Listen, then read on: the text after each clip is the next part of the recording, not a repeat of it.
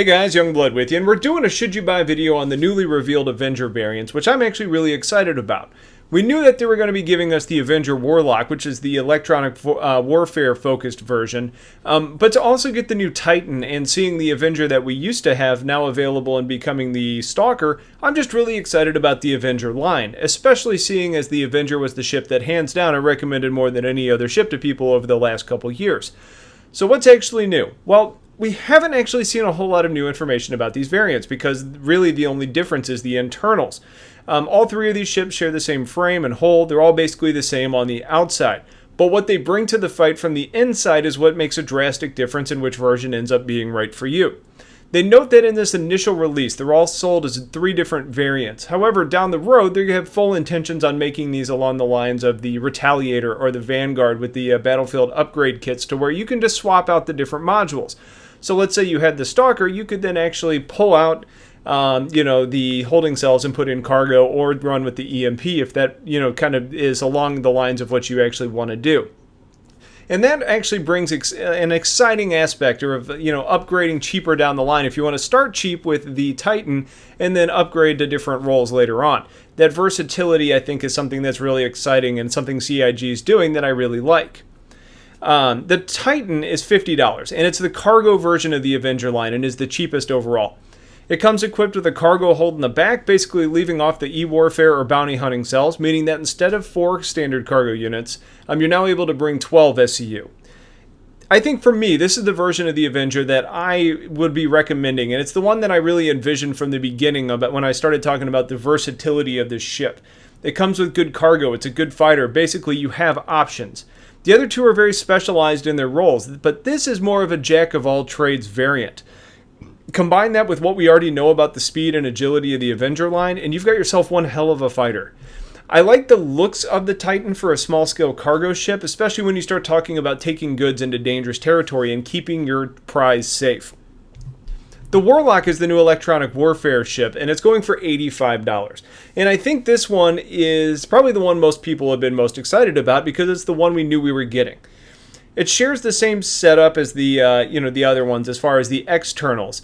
But the inside is what really makes it special, and that is an EMP generator in the cargo hold that's actually capable of releasing powerful EM waves with the goal to disable enemy ships that are close enough to the blast radius. When you combine that with the distortion cannon on the wings, the Warlock is really an interesting option for stopping ships dead in their tracks, which is the real goal of this variant. Now, I envision this ship slowing targets down by chucking flux from the wings, and then once they get close enough, blasting the EMP and leaving them in place.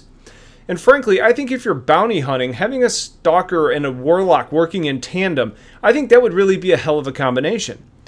They mentioned on the live stream, though, that this isn't going to be an easy process because not only does the EMP module have to charge up, but the range is fairly limited, and you can basically kill your own ship by doing this.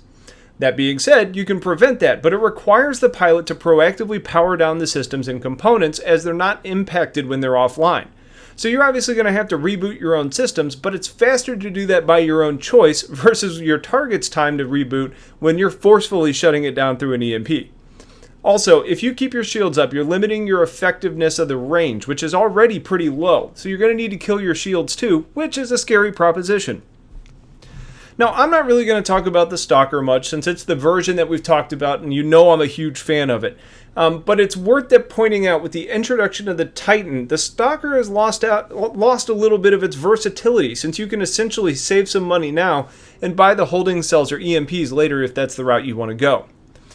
There's likely going to be a Q&A post on this ship, and if there is one, I'll do an update video on that. However, at this point, should you buy one of these variants?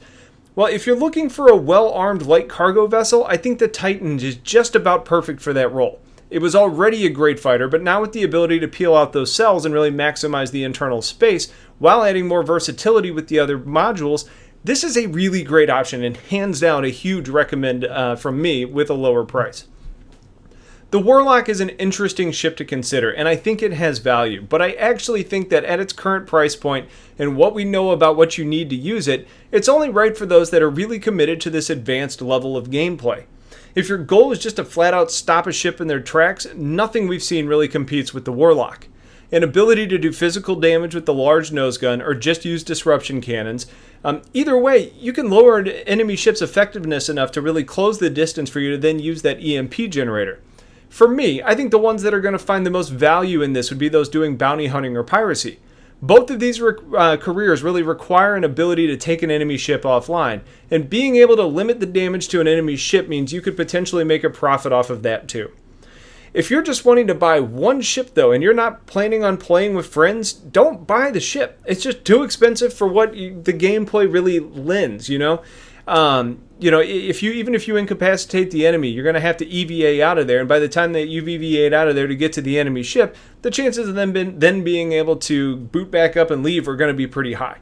However, if you're playing in an organization, it makes for a great support ship that almost acts like a force multiplier for the remainder of the ships in your fleet.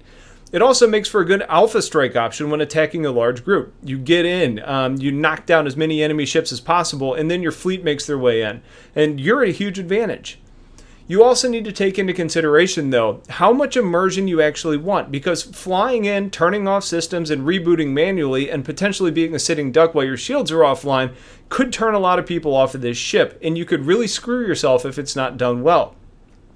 Bottom line on this ship is that there's going to be some very unique situations where this is really valuable, and some people that enjoy the playstyle, but it's not right for most people. Like I said before, we're probably going to end up with a follow-up on this video if we get a Q&A, but if you're looking for information now, these are my opinions. Just as a heads up, the Stalker and Titan are permanent additions, but the Warlock is a temporary sale going on through the 29th. So if you feel differently about any of these or have notes of your own, please put them in the comments. Otherwise, stay tuned for more content. We'll have the Should You Buy Crucible video coming up later. Have yourselves a great weekend, and take care.